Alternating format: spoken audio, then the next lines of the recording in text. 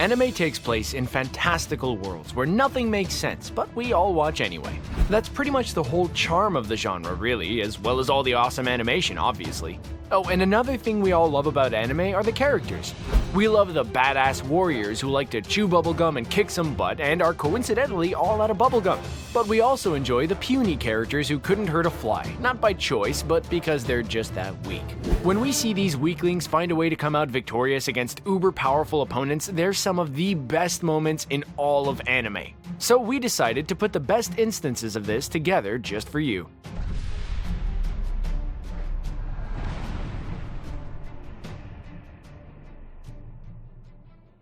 Let's start off with the most infamously weak character in all of anime, Yamcha. Yamcha gained such a status due to the events that occurred in the Saiyan saga of Dragon Ball Z.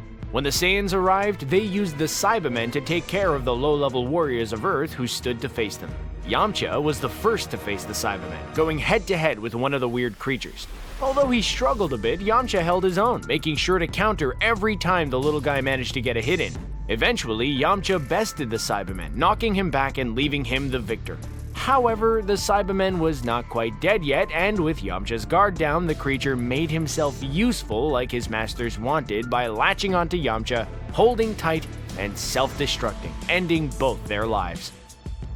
Next up, we have the resident coward of One Piece's Straw Hat crew, Usopp. Right from the start, it was established that Usopp's strengths weren't in his fighting ability, but rather in his intelligence and his marksmanship.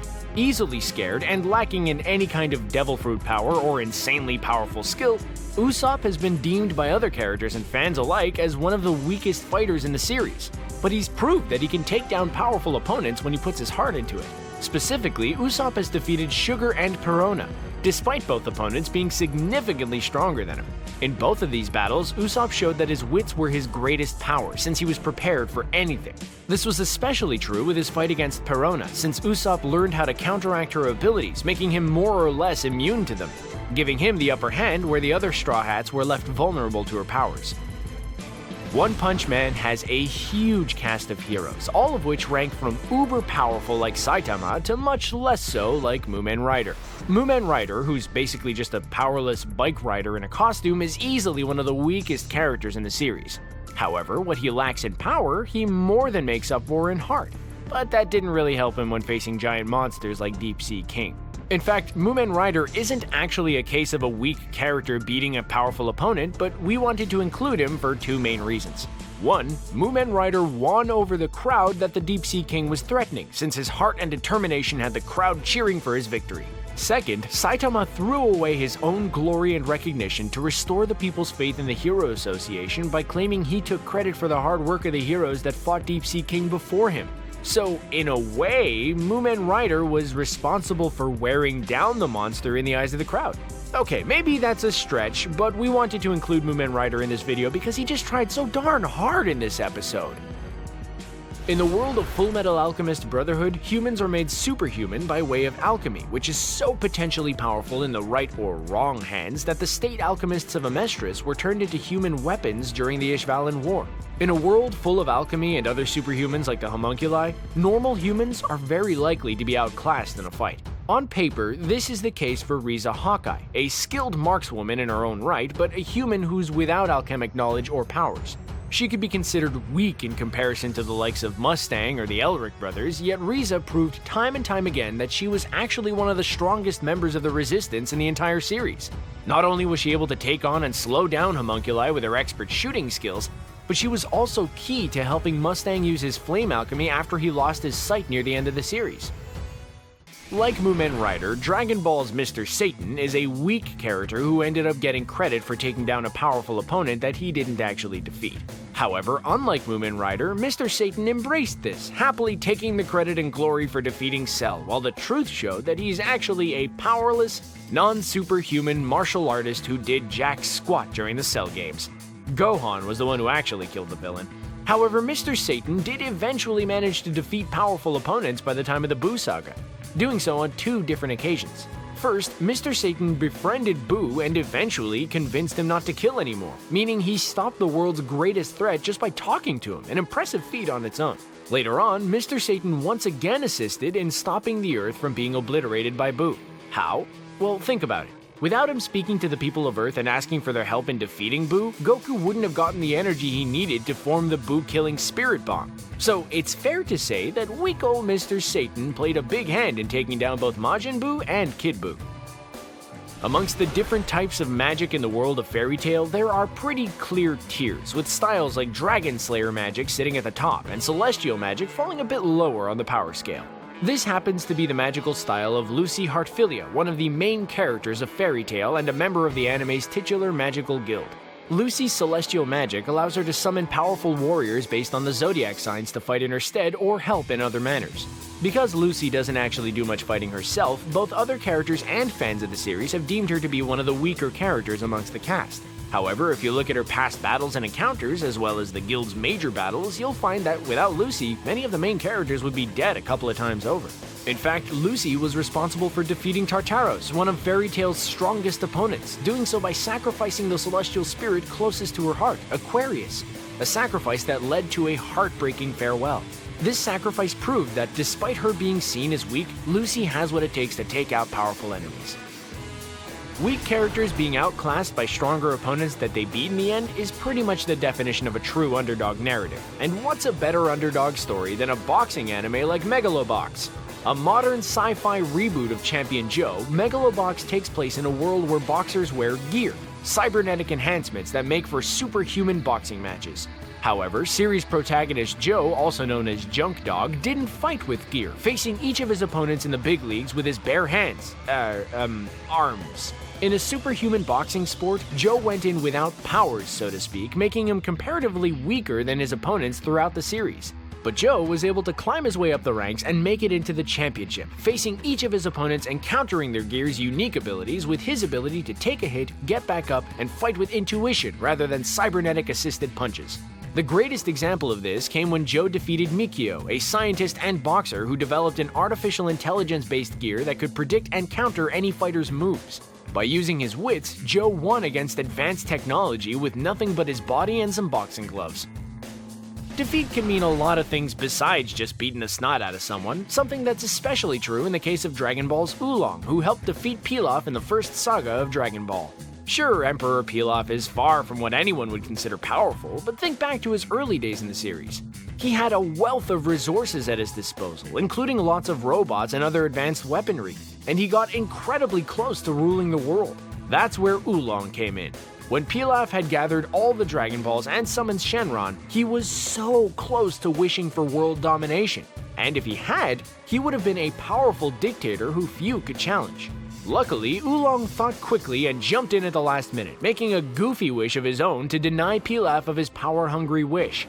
Oolong's wish, which was for a pair of women's underwear, may not have been an example of a weak anime character taking down a powerful opponent, but it was an instance of a weak anime character preventing an enemy from gaining immense power. It's not quite the same, but we're gonna count it. With Neon Genesis Evangelion now on Netflix, the discussion about the show's themes is bigger than ever. For those who haven't seen the series, it's about giant robots fighting giant monsters, but beneath the killer action sequences and cool designs, Evangelion is also about depression and the idea of not running away when things get tough. The protagonist, Shinji Ikari, is more or less another example of a character who's considered weak by others, eventually proving he has what it takes to defeat powerful opponents. In this particular case, Shinji is thought to be weak by his father, who wants him to get into an EVA unit to fight off monsters known as angels. But time and time again, Shinji actually gets in the robot, doesn't run away, and defeats the monsters. However, the bigger and more powerful opponent is Shinji's own mind, as he fights off the darkest parts of his brain and struggles with depression. It's manifested as his robot being unresponsive, a pilot in a body that won't listen. However, in the end, specifically an ending episode that so many fans had a problem with, Shinji reaches the light at the end of the tunnel, finding reasons to keep going. Speaking of intense anime with some dark moments that hit you right in the feels, Re:Zero's Starting Life in Another World is another example of a comparatively weak anime character taking down powerful opponents. The series follows Natsuki Subaru after he's teleported to another world, a fantasy setting where he's without the magical powers that others around him have. He's a weakling without any combat capability, but he does have one ability: the power to start the day over after dying. This video game save point-like ability gives him the power to observe what went wrong during the first fight and use it in the next fight, like an anime fantasy version of Edge of Tomorrow. With this power, Natsuki has been able to prove that he is not as weak as he looks, helping to take down powerful opponents like the White Whale, a massive mythical beast that threatened an entire caravan of people. He was able to defeat the White Whale by applying his knowledge of each battle to make the next fight even more efficient. Not too long ago, we did a video on the smartest characters in anime, and Lelouch Lamperouge of Code Geass was among them. The character is incredibly intelligent, and we stated as much in that video, but what we didn't mention was how comparatively weak he was in relation to his opponents and even some of his allies. Specifically, his childhood friend Suzaku Kururugi, who was much more capable in a fight and was a much better mech pilot than Lelouch. In a fight, Lelouch was severely outclassed, which was often the case when it came to most encounters that he had in the series. Yet, as we all know, he managed to defeat his enemies, control those who he couldn't take out, and eventually take the throne for himself as the Emperor of the Britannian Empire. Suffice to say, Lelouch overcame his physical weakness, lack of piloting skills, and all of the powerful adversaries that came his way by using his wits, strategy, and smart usage of his mind-controlling power. The first time we met Yajirobe in Dragon Ball, he didn't seem like much. He was just a food-loving samurai who didn't appear to be that strong, but when he faced Symbol, Goku saw that the portly swordsman was more than he seemed, capable of slicing a powerful opponent into pieces. However, as the years went by, Yajirobe fell behind on the power scale of Dragon Ball, likely sitting lower than Yamcha, but he still managed to take down a powerful opponent despite being considered weak by the time of Dragon Ball Z. We're talking about how he helped save the world in the Saiyan saga. For those who don't recall, Goku and Vegeta's fight took a nasty turn when the latter used an artificial moon to transform into a great ape, a monstrous beast with even more power than he had before. Vegeta proved to be an even greater threat in this form, a powerful opponent that not even Goku stood a chance against. But Yajirobe was able to take out the Saiyan Prince by slicing off his tail and running away, converting him back to his base form and making him much more vulnerable to attack, meaning Yajirobe stopped an opponent much stronger than him. Earlier, we discussed how the alchemists of Fullmetal Alchemist Brotherhood are essentially superhumans, and since Edward Elric is one of the most brilliant alchemists in the series, there's no way he could be considered weak.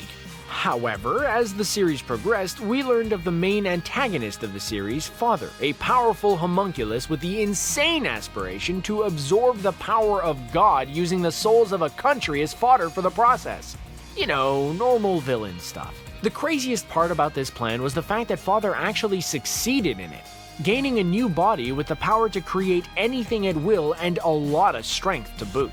When Edward Elric faced Father in his new godly form, he was severely outclassed and weak in comparison, especially since he had just gotten his old arm back, which was seriously atrophied, but with the help of others and his own stubbornness, Ed was able to pummel Father with everything he had, eventually defeating him with one heck of a punch. In the world of My Hero Academia, most of the world's population has some sort of superpower known as a quirk. However, not all quirks are made equal.